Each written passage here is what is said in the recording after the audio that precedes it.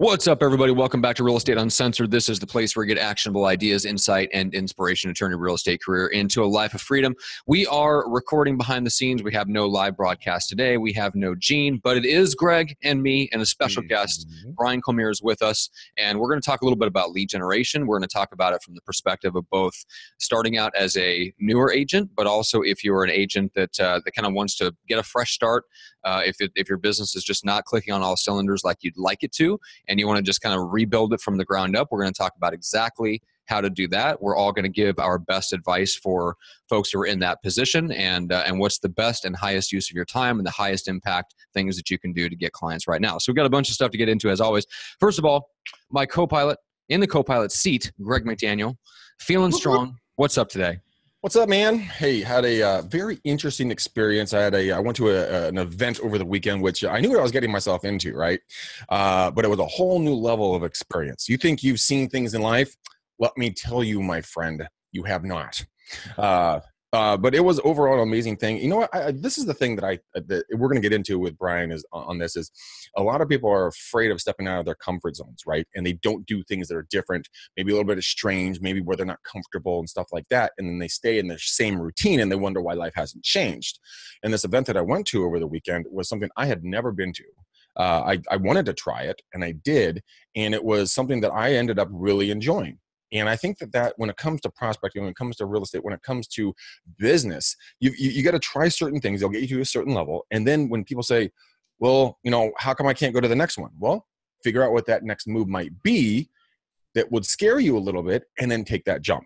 So I think there's different levels of this conversation on all over the place that we'll have a conversation today with. But dude, Bryan, we were talking off air and we were talking about how you're the man, the one who's doing the real calls. So I'm glad we don't have today.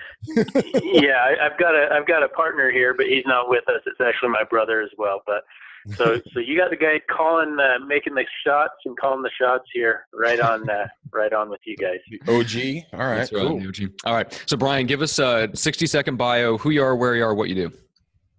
Okay. So we're in Salt Lake City, Utah, or the Wasatch Front. Our brokerage was actually started by our grandfather nearly 65 years ago. Wow. Passed to my parents or my dad, and then my brother and I, we bought out our parents about 2.5, 3 years ago. So we are the co-owners of the company. Interesting enough, my dad held on to 2% of the interest of the company. We just say that to get a laugh, right? Okay. Don't let go fully. About that time, we determined, hey, we were maxed out on really our individual production with the time and the volume that we were able to do, and we decided to grow a team. And we realized really quickly we didn't know what we were doing. We didn't know how to recruit. We didn't know how to, basically add value to an agent that's going to work with you on your team. And so we went around to a lot of different offices. We went to Jeff Cohen's office. We went to a handful of other offices to really try and learn what they're doing and what they're doing well, and not recreate the wheel, but learn from them and start following and doing those things. So the last 2.5 years, we've got our team looks like we've got 8, or not including Scott or I, we've got 8 agents. We've got transaction coordinator. We've got like an office admin, and then kind of a virtual assistant as well. Cool. Yeah. So transactions are done for the agents. You've got some probably marketing support, admin support, stuff like that, and then all of your agents can list and sell. They're not specialized or locked into one side of the business. Correct. Yeah. They're Yep. Yeah, very cool. So I wanted to start off because there was a question that caught my eye that I think was a really nice jumping off point for us today. This is a question from one of the Facebook groups that we're all kind of involved in. And the question comes from Malik. It says, I just joined a brokerage a few days ago, and I want to know what's the best thing for me to start doing to get my very first client. And I want to take it back real quick, actually. Greg, if you don't mind, I know this is a little unplanned. Do you remember your first client? I remember those many years ago. I remember my first sale. His name is Jonathan and Diane Smith. I thought he was totally lying to me. He's like, yeah, my name's Jonathan Smith. I'm like, oh, bullshit. Seriously, what's your name? And he's like, it's Jonathan Smith. I'm like, okay, it's Jonathan Smith. His brother's named Joshua Smith. They go by full names. But I remember 1.25 million sale, West Side Danville. Clear as a bell, man. Absolutely. I remember my first client. Do you remember how did you meet them? Did you meet them door knocking? I met him through an open house. Nice. And then just stayed up with him. And then he referred me to his brother. And then I sold his rental property down in a city called Dublin. Mm-hmm. He and his wife, their daughter, I think their daughter just graduated high school. It's been that long, 16 years, which is ridiculous. Right. He's retired a number of years ago, very wealthy man. And he's going to move to Hawaii, I think. So yeah, nice. So it's a long answer to a short question. Yes, I remember it, Matt. Bryan, how about you? Remember your first client? Yeah, I do. Do you want me to go into some detail? Yeah. Yeah, it depends. How well did it go? It went great. And interesting enough, so I helped them as buyers. They came off of a kind of like a Craigslist type ad that I'd put out there. Actually, they were probably my second or maybe third buyers. Mm-hmm. So I helped them buy a house, and it's funny because we've kept in touch. That was nearly 12 years ago. Just sold their house as well this last week. So that's awesome. Yeah. Wow, it comes full circle. Goodness. Yeah, I think my first one came off of an expired phone call. So that's been 2006. So I mean, three of us and first clients came entirely different ways. And so I want to talk about that for a little bit. So if you got a hold of somebody and they basically said to you, like, Bryan, look, I'm going to join up with your team. I don't really know what I'm doing, but I'm driven, I'm hardworking, I'm ready to put in the time and energy, but I don't really know what to do. Now, you don't know anything about them. You just know that they're energetic and willing to talk to people. So let's kind of set that apart from personality assessments. And, I know you'd have like a lot of questions for them, but let's tackle it from a general perspective. What are some of the maybe the classic things that you did that still work that an agent could think about? So the first thing that we always tell agents when they come in and talk to us is you need to get together the list of your, friends, family, people in your neighborhood, your church.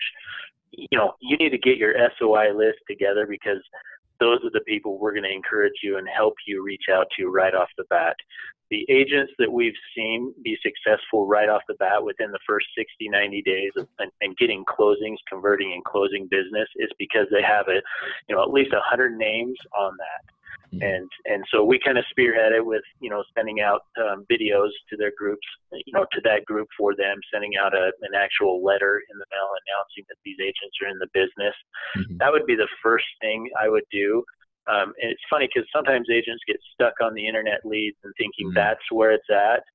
In reality, those aren't going to start converting for at least 90 to 180 days. And so we've seen a lot of agents get burned out when they, if they're new to the area, or if they're too afraid to call their friends or their family, or, go talk to some of their neighbors. If they're too afraid and they're just relying on internet leads, that's a tough uphill battle for them. So that's our number one first piece of advice is, hey, get your list together right now. And we've seen a pretty strong correlation with those that actually do that and their success in the business versus those that don't do that.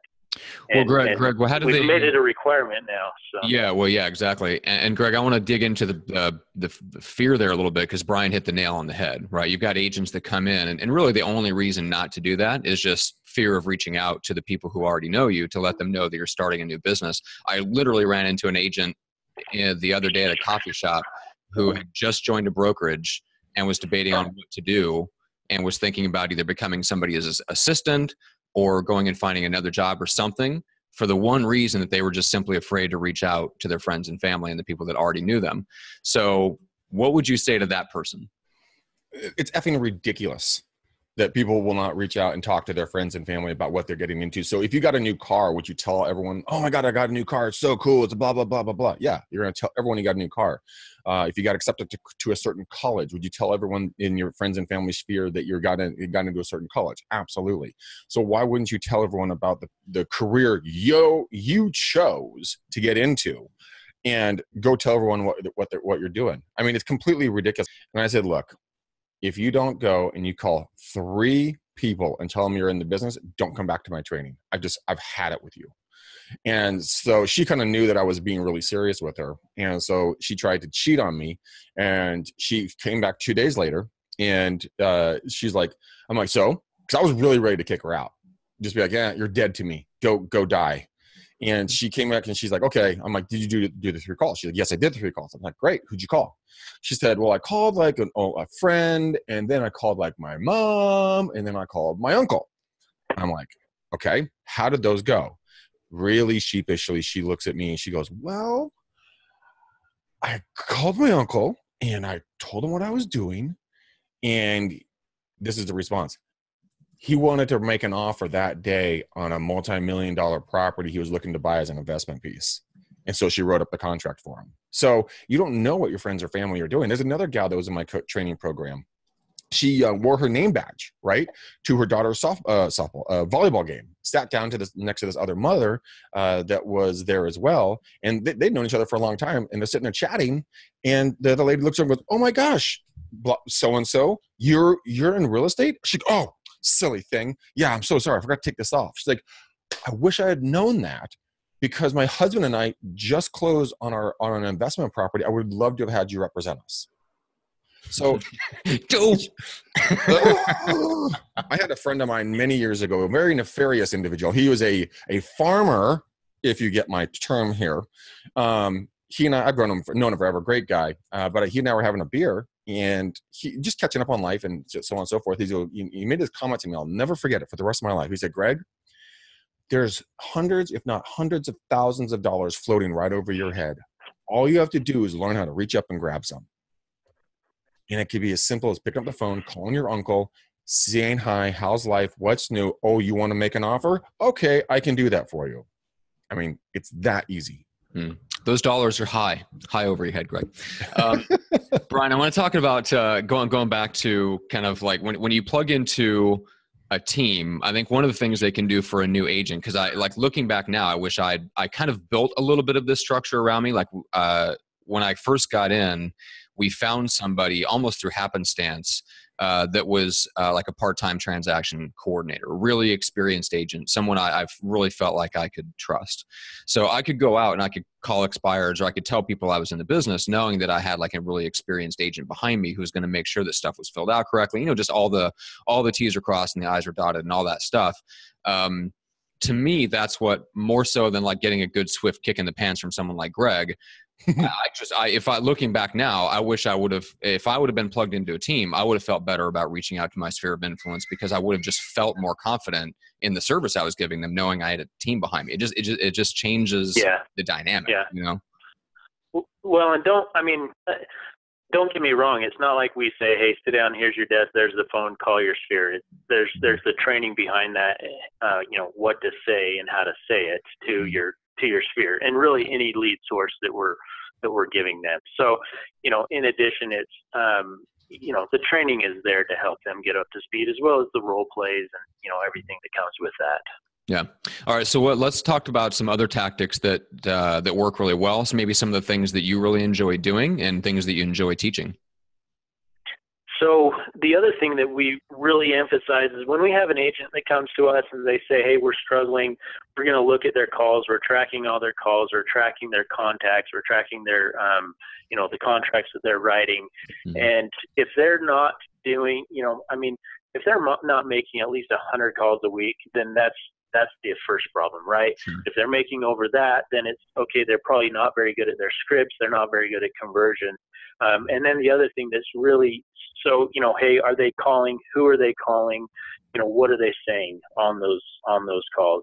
And then the second thing is open houses. We've had a lot of success with open houses. We had one agent that, he was about 30, 40 days into the business. He held an open house, got an immediate listing and buy on that, sold them a house, sold their house over the next 30 days, and nearly $1 million worth of sales right there for a practically brand new agent from an open house. And so, if they're kind of, if an agent's struggling or needs to get going, hold an open house, even if it's not their listing, right?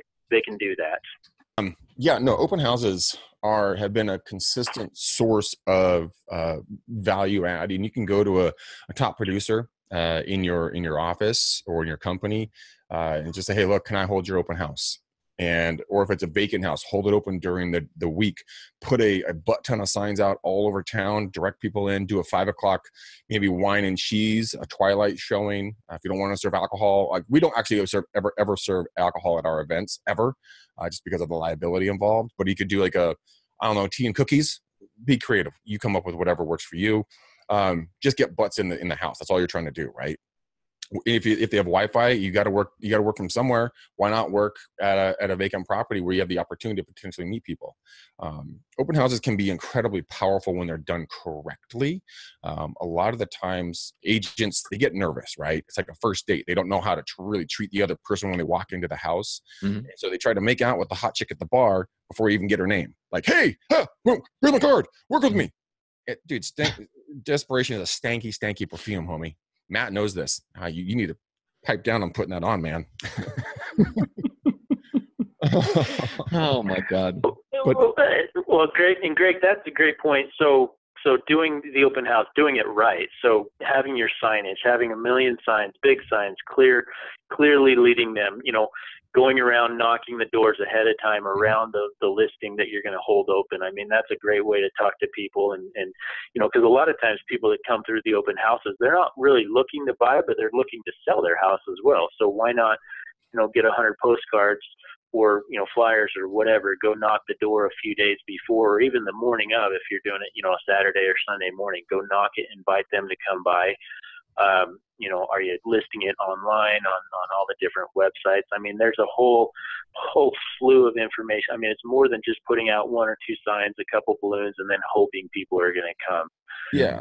That you can do. The other thing that we found really helpful in getting information, and Greg, I think you kind of hinted towards this, is we encourage them to print, do a hard copy print of listings in the area that are, a little bit below the list price of the home that you're holding, and then a little bit above, because most of the time when someone walks in, it's not going to be the exact house that they look at, but that can be kind of the baits and saying, hey, you know what, I've got this list of homes I printed out that's a little bit less. If they say, oh, it's too much, you hand them a physical copy of it, and they'll 9 times out of 10 say, oh, wow, this is good. Can we keep it? And the response is, well, no, that's my only copy that I brought here, but go ahead and put your name and your email and your phone number, and I'll send you a copy of that. Yeah. Right. I mean, it works every time versus like, hey, there's the sign-in sheet. Will you just sign in? It's you're giving them something in return. You're giving them something of value, right? Mm-hmm. You have to create an event for these people. You have to make it. It's a house. You need to treat it like a home. You need to bring them in, make them feel comfortable. Build rapport with people before you start asking for their business. Because if they don't know you, like you, or trust you, they're sure as heck not going to give you any of their information, or they'll give you the information that's wrong by like 1 or 2 numbers. And you're like, oh, thanks for the information. Try to call them, and it's like goes to dead number somewhere, right? Or Mickey Mouse at Gmail, which we know that's not right. Mm-hmm. Yeah. One of the things, I mean, what we're also talking about is the fact that people are afraid to talk. I've gone into so many open houses in San Francisco. My girlfriend and I love to go to open houses, and I'm just a weirdo. I just like going to them just to see. Cause I'm studying the agents. I want to see how these people are going to interact with. They don't know who I am, what I do. But when I walk through open house, I can't tell you how many times they just sit in the corner like a scared mouse and don't talk to me. I'm like, you're representing like nearly a $2 million home, and you can't get off your duff and come over and say hi to me? Are you blanking kidding me? And so, get up there. Hi, how are you? My name's Greg. I'm host of the open house today. Come on in. How'd you find us? Did you find us online, the signs, or did your agent send you? Guess what that does? That pre-qualifies the person, so if they're techie or if they're old school, and if they have an agent, because you don't want to waste your time, especially in a busy open house, talking to somebody. Matt and Julie and their 3 obese, insulin-sucking, wood-denting troll babies coming through the house. They're like a herd of elephants anyways. So, I mean, it's deafening just with those 3 kids. But I mean, if you're going to talk to Matt and Julie and they have an agent, and Bryan comes through and doesn't have an agent, and you don't talk to him because you're wasting time with Matt, well, you know what? That you can qualify people very, very quickly, and then you can do follow-up and call the other agent and be like, hey, Matt, your client Bryan came through today. Just want to give you a heads up, man. They seem pretty interested in my listing. it builds camaraderie with the other agents as well, so you can grow your brand with the other agents. It's funny, Greg. I was talking to one of our mutual friends, Janine, here a couple of days ago. We love Janine. We've had her on the show before. She's a real estate coach out of Florida, and she just made a really excellent point, which is back when she was coaching newer agents at an office that she worked at, which ended up being very, very successful. One of the things that she tried to help newer agents, or even agents that were kind of restarting or struggling to start fresh, help them understand that the other agents are not their competition; they're your sales force. You know what I'm saying? Especially if you list a property, essentially every other agent is your sales rep. They are not the enemy. They're the ones who are bringing people to you. So treat them nicely, and look at them as a gateway to the clients that they're going to bring. I thought that was a good little mental shift. Dude, it's so true. When I first got in the business, I thought other agents were the Antichrist. Mm-hmm. I mean, I'm like, away from me, evildoers. And then I realized, don't worry, I got your holy water right here, Greg. You just splash a little bit of that, send them right away. You're cured. You're cured. But the thing is that I realized that they are your biggest advocates, because once you build a rapport and a relationship with them, 99% of them, are phenomenally interesting, helpful, kind-hearted, hardworking people. Mm-hmm. And as soon as you build that trust with them, they're going to be your advocates, because if you submit an offer to one of their listings, right, and that you guys can get along and get the deals closed, oh my gosh, they're going to take your offer sometimes over other offers that might be better, because they know they get the deal done. Yeah, it's true. It's a relationship business. Yeah. It's incredible. Well, and one thing real quick is you never want to burn any bridges, right? If mm-hmm. and realize, keep the emotion out of that, because it's kind of a small world. It seems like I don't really care what market you're in. You kind of know who the agents are that are out producing, and so you want to keep that relationship strong. Mm-hmm. 100%. And I would also say to the agents when they're just getting started, it's okay to be weird. And when I say weird, I mean different than your competition. Do stuff that's uniquely suited to you. So if you're a horseback rider, go spend a lot of time at the arenas riding your horses, because you're like-minded people. If you like to swim, go up to the clubs. My dad, the Grand Master, me Papa T Diddy, he was putting on the poundage because he loved his red wine and chocolates at night. So my mom's like, hey, Chunkster, enough of the bullshit. You're going to go do something. So guess what? He went up to the country club where he's been a member of, I don't know, 30 plus years, right? And he started to swim, because that's what he could do. Dude, he met these two different people up at the club. One was like a 1.7 or $1.8 million listing, right? And we sold it for $100,000 less. And the guy was so wealthy, he called it a rounding error. And I'm like, okay, sure, man. That's cool. But then he introduced us to his neighbor, which we sold it for $4 million, all because he spent time doing something they like to do. And he got skinnier. So winning on all sides. But go spend time doing things that you like. We all think that we need to stay in our boxes, just up, do these things that everybody did. No, go hang out and do your passion with other people like that and build the rapport. You will have more fun. So quick comment on that. I love that example, because a lot of times a new agent thinks that they've got to be in the office and just pounding the phones and, kind of doing what a lot of the people teach out there. But along those lines, we've got an agent that was, came with us about a year and a half ago, and she's got 2 young kids. Her husband works. She'll take her kids to the park with the other moms in her neighborhood. And is she working? Yeah, she's working. They know what she does. And, you can be creative about how you work as well. Dude, moms groups are legendary for attracting, because women want to help other women that are strong, independent, and kind-hearted, right? It's all about supporting each other as women, as humans, as a population, and it's so true. I mean, we have a good friend, Neely Freeman of the show, and got her out to do full-time real estate a number of years ago. Right out of the gate, she got 6 listings her first month. Guess where they came from? Mom groups. It's incredible how much that can, how awesome that can be. Yeah. You can take it one. Mm-hmm. You can take it one step further with it and kind of get on the tech side of it and set up the Facebook page for the mom group or the neighborhood page or the Instagram. You know what I mean? Like you can really you can take it to the next level that way as well. The other thought is like, hey, you got kids and they're a little bit older, maybe they're in soccer or sports or something, volunteer to help out on the team, use your work email and your signature line, and, people will find out what you do. And, I've closed business. I've sold my kids' soccer coaches homes, so it's just being involved and knowing. I think the big frustration for a newer agent is they start doing that stuff, but they don't give it enough time. And so they've got to have the other things to, some of the other stuff. And that's why we say, hey, do open houses.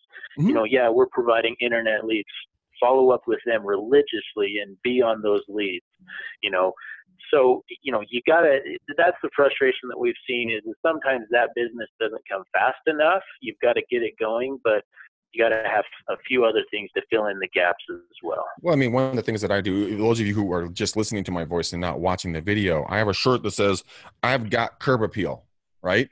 It's funny. It's a conversation starter, but you can use yourself as a walking billboard. You can go buy different shirts, hats, beanies, whatever, man, advertising to the fact of what you do.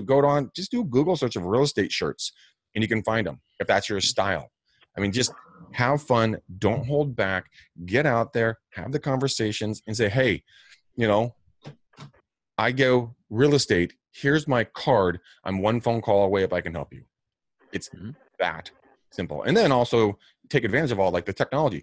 Do Facebook Lives, do Instagram Lives. LinkedIn's going to be coming with live, LinkedIn, streaming videos that you can do there. You can talk on multiple platforms at a zero cost basis and then promote it out if you want to after that, but just create a routine and get into it and then just have fun. Mm-hmm. Agreed. Yeah, I was just thinking, like, Bryan, we were talking earlier about reaching out to your sphere of influence.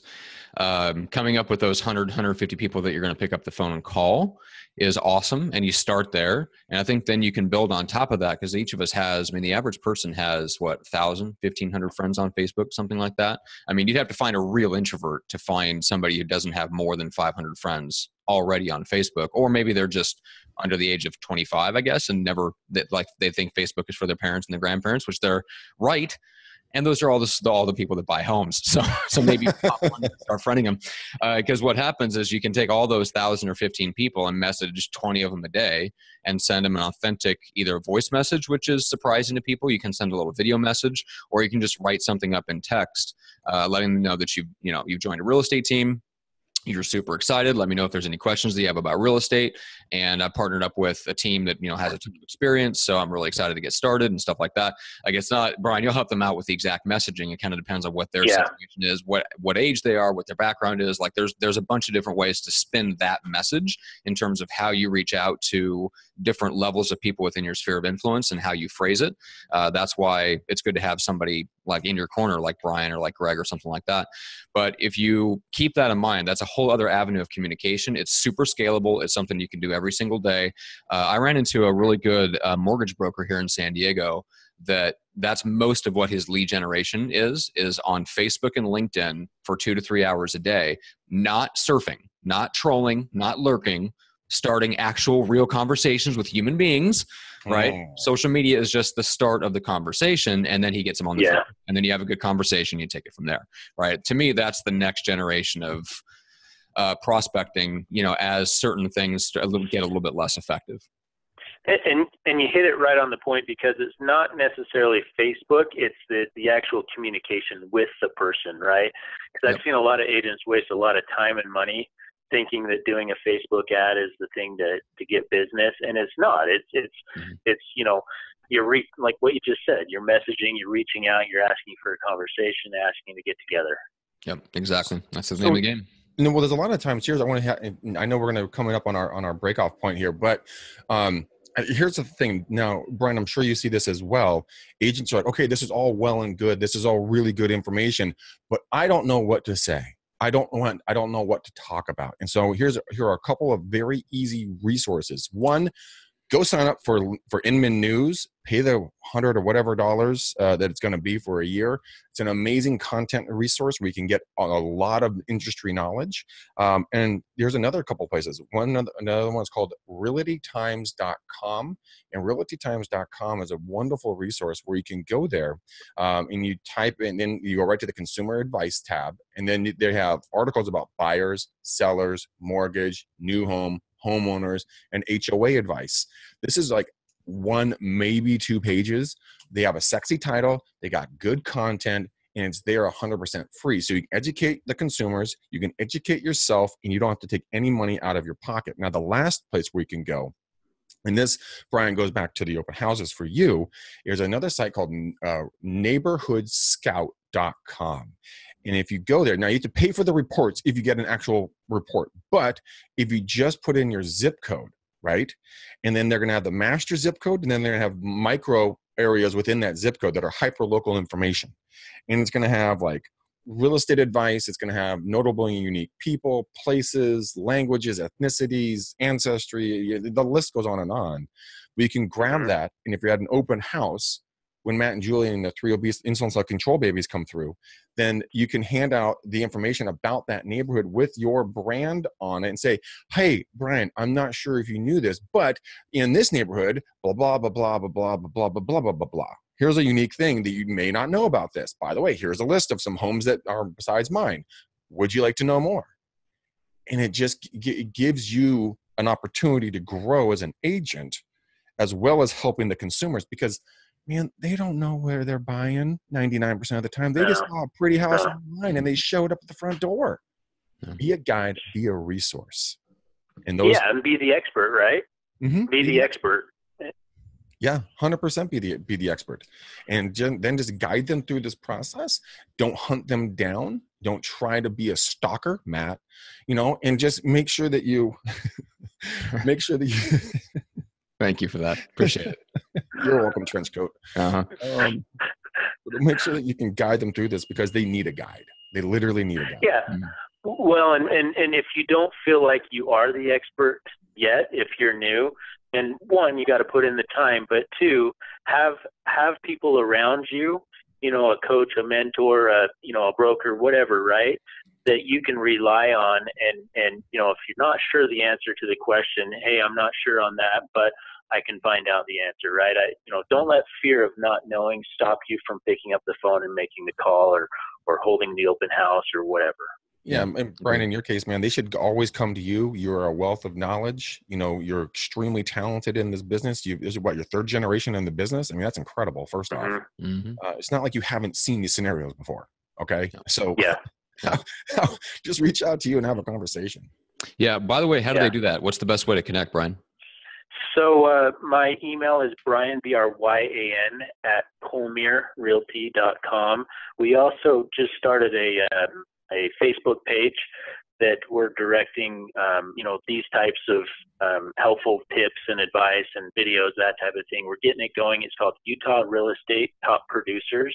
If you go like that, you're going to start seeing more and more content on that, Facebook Live videos, answering questions that we're seeing and problems that our agents are having and trying to address those. Yeah, cool. That's awesome. Very cool. And then, Greg, what's the best way to reach out and connect with you? And why would anyone want to do such a thing? Because I'm a lovable human being, you sarcastic fool. If you guys don't know, obviously Matt and I have a very good working relationship, and this is why this is always so much fun, because everything I say is completely polar opposite to what it really is in life with us. So you guys go to bookmcdaniel.com. It's a site where you guys can come and you can learn about the tribe that Matt and I are building with EXP, kind of the exciting things, how we're expanding into Australia and England and in Canada. So if you guys have been looking for an opportunity to maybe hear more about EXP, go to bookmcdaniel.com. Let's have a conversation. Let's show you how we can help you guys make more money, work from your house in your boxers, and harass Matt through text messages, because I will give you his personal cell phone when you sign up with us. Oh. So that's how they get a hold of us. Oh, that's hilarious. And okay, and then for the show, make sure to to go check us out at Apple Podcasts, Spotify. Leave us a review if you don't mind. If you enjoyed this particular episode, make sure to give Bryan a shout out in the review. That's always super helpful. Thank them for their time and contribution. And then let's. Wait, no. I'm not shutting it down quite yet. Don't get your underwear here. I don't know how to get booked on podcasts, Matt. So where do people learn how to get booked that's right. on podcasts? Go to pursuingresults.com/training. So if you're in the expert space, if you're a business influencer, if you have a B2B service that you're selling, and you want to get on more podcasts to attract your ideal clients, get in front of more audiences and draw them into your world and get permission to stay in touch so that they cultivate and turn them into ideal clients for your service, go to pursuingresults.com/training. We did a whole training with one of my clients about all of that, including how to formulate your story hook, how to find the right podcast for you, how to reach out and get those interviews booked, and then what to do with them once you get them recorded. Awesome. See, Matt, you just helped the world, and you need to do that more often. Thank you. I do need to do that. Okay. So, Bryan, anything, we talked a lot about kind of newer agents, and I want to bring it back just in the last couple of minutes. What's the one thing you'd recommend? Like, let's say somebody's out there and they're thinking, well, I'm not really new. I've kind of been, I've been doing my thing. It's been going okay, but I kind of need like a fresh start. So if I come over to a different team, different brokers, different whatever, what should I do to kind of restart things? Bryan, what would you say to that person? So over and over again, I see that birds of the same feather flock together. And that was something that my mom told me. And what I mean by that is if you feel like you're kind of struggling, like look around the people that you're associating with. Look at your brokerage. Are they top producers, or is it just the people that are trying to get by each month? And what I mean by that is seek out people, seek out coaches, seek out brokerages or teams that are playing at bigger and higher levels. And I can give you a quick example if you want. Our friend Jeff Cohn about 2.5 years ago signed up for an Ironman triathlon, and I reached out to him. I said, Jeff, that's awesome. Mm-hmm. And he's like, yeah, do you want to do it? And I said, I don't know. I got to check with my wife. And, and he's like, don't give me the wife excuse, right? So long story short, I ended up doing it. And this was a pretty hefty, tough race. Mm-hmm. But afterwards, I remember reaching out, and he said, yeah, man, that's awesome. And had he not challenged me or pushed me to doing that event, I've got more that are coming up, I would have kind of just been stuck in that realm of, I'd like to, but maybe not. And so having a mentor, having someone hold you accountable is huge. That's one of our, I think one of our big parts of our success is we're holding each other accountable. We're doing one-on-ones with our agent, but we're also, I'm a big believer in, hey, you can do more. You can do more. And it's not necessarily you yourself, but how do you leverage your time to do more and, be more essentially as well. Yeah. Agreed. The funny thing is I just literally this morning, I signed up for my third Spartan race, and it's because in December, my girlfriend did a stadium race and she came back and was floating on air. I was so excited about it. So I signed up with her and I couldn't do 5 burpees. I wanted to commit suicide after 5 burpees because it was the worst thing on earth. Now I have no problem running. I'm running up to 5 to 6 miles now in one run, doing like 100 burpees at a time, box jumps, rope climbs. I'm doing all this stuff because I push myself out of that comfort zone. And that's so important. Yeah. And massive air knuckles to you, man. Boom, drop mic. Very well done. There you go. Sure. If more people would do that, Matt, then we would have a better business. I agree. Couldn't agree more. All right. Shall we put a nice, let's put a dark blue bow, like wrap a nice blue bow around this particular episode. How about that? You want a blue bow? I will give you a blue bow, Matt. Good. All right, guys. Bryan, you are a legend. Thank you for being so incredible. I really hope people reach out to you because I know that you're a wealth of knowledge. Thank you. Thanks for your time here. Matt, you are a legend among me. And I just want to thank everybody for watching this show and listening to the show. If we can help in any other way, feel free and reach out to us, or if there's a guest that we should book on the show. So until next time, peace out, ninjas. We're gone.